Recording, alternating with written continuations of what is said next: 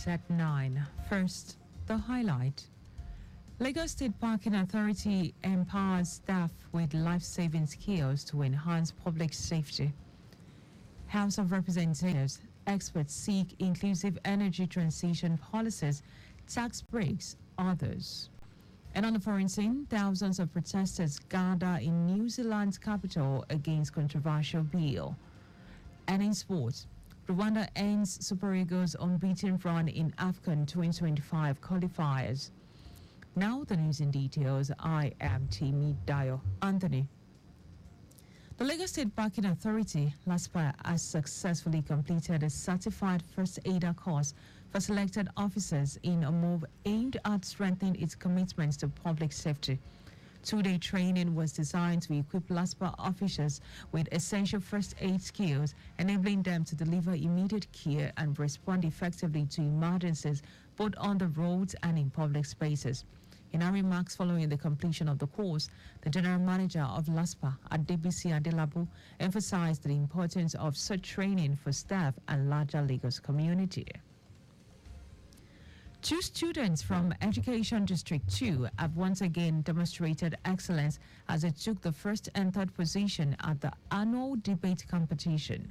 The championship is aimed at promoting public speaking and recognizing outstanding senior secondary school students across 6th Education District of Lagos State.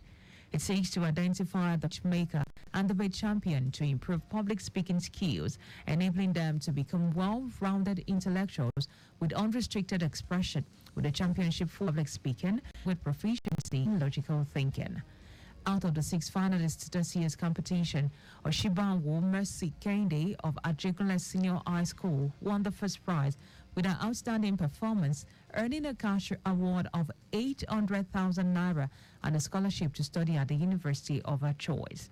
Oriwo Senior Model College Ikorodu secured the third position through the brilliance of Aluko Roda, who received 250,000 annual university scholarship. She also claimed the coveted Best Debater Prize for 2024 with an additional 100,000 naira cash reward. Expressing her delight at the remarkable achievement, Tutor General Permanent Secretary, Education District 2, and Nike Adekanye lauded the students for their intellectual prowess and unwavering commitment to excellence.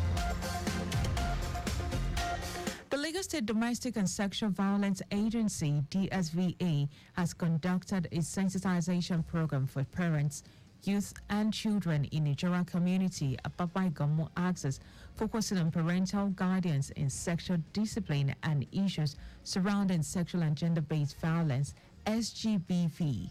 Community Engagement Officer Olatosin Akinde emphasized crucial roles parents play in instilling sexual discipline in their children, among which are openness to conversation, positive role modeling, education, awareness, and building trust. Akine also expressed issues surrounding SGBV and the need to break the silence surrounding these issues. She noted the importance of utilizing the official toll-free line to report SGBV cases and warned against the dangers of revenge porn and children exposure to nudity. Nigeria will sign final investment decision FIDs to 2 deepwater exploration projects by mid-2025. Special advisor to President Bola Tinubu on Energy, Olu Vahijin, stated this in an address at the African Energy Week in Cape Town, South Africa. The one speaking at the conference themed "The Future of Energy, Shaping the Workforce of Tomorrow." Vahijin said Nigeria so far has been able to unlock over $1 billion in investment across the value chain. According to her, the project will be the first of its kind in Nigeria in over a decade. And now to the rest of the stories. The House of Representatives Committee on Renewable Energy has called for accessible and equitable policies, including tax breaks and vocational grants, to empower youth in renewable energy in Africa, particularly Nigeria. Lawmaker representing Ogbaru Federal Constituency, Anambra State, Afam Ogene, made the call alongside other stakeholders at a side event co-hosted by the Committee on Renewable Energy and another land-based knowledge platform, include at the ongoing conference of parties at COP29 in Baku, Azerbaijan. Ogene advocated the inclusion of youth and legislators in conferences and workshops where issues involving policies on climate change and energy transition are discussed. He noted that the event underscored the importance of crafting policies that resonates with young people and involves using youth-friendly language, actively involving youth voices in policy formation, and prioritizing initiatives that align with their aspirations, such as meaningful, skill-based employment opportunities in the renewable energy sector. The United Nations Children Fund, UNICEF, has expressed readiness to collaborate with the Borno state government to ensure the state is open defecation-free. UNICEF Manager of Water, Sanitation and Hygiene, Mamita Bora, who announces in Maiduguri, said UNICEF is partnering with the state government to launch the Open Defecation-Free ODF roadmap as part of the activities to mark this year's World Toilet Day scheduled for November 18. Now, Bora said the ODF roadmap became necessary as about half of the state population lack access to basic toilet facilities. Now, according to her, the Borno state government is taking concrete steps to address open defecation through policy decisions and actions, while stating that UNICEF will continue to collaborate with the government to ensure that the state becomes open defecation free.